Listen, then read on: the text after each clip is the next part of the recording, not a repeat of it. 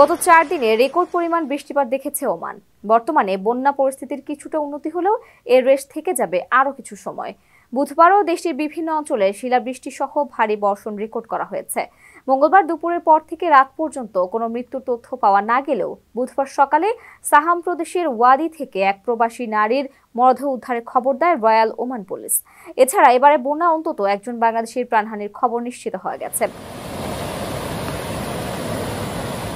সর্বোচ্চ 302 মিলিমিটার বৃষ্টিপাত হয়েছে মাহদা অঞ্চলে। এছাড়া ইয়াংকুলে 243 মিলিমিটার ও লিওয়ায় 240 মিলিমিটার বৃষ্টিপাত রেকর্ড করা হয়। বন্যা পরিস্থিতি খারাপ হওয়ার পর ওমানের বিভিন্ন অঞ্চলের অন্তত 18টি আশ্রয় কেন্দ্র খুলে দেওয়া হয়েছে, যেখানে 322 জন প্রবাসী সহ প্রায় 1400 মানুষ আশ্রয় নিয়েছেন। গত 4 দিন ধরে ব্যস্ত সময় কাটিয়েছেন ওমানের উদ্ধার কর্মীরা। চরম প্রতিকূলতার বিরুদ্ধে এবং স্রোত ঠেলে কাজ করতে হয়েছে তাদের। হেলিকপ্টার দিয়েও চলছে উদ্ধার কার্যক্রম।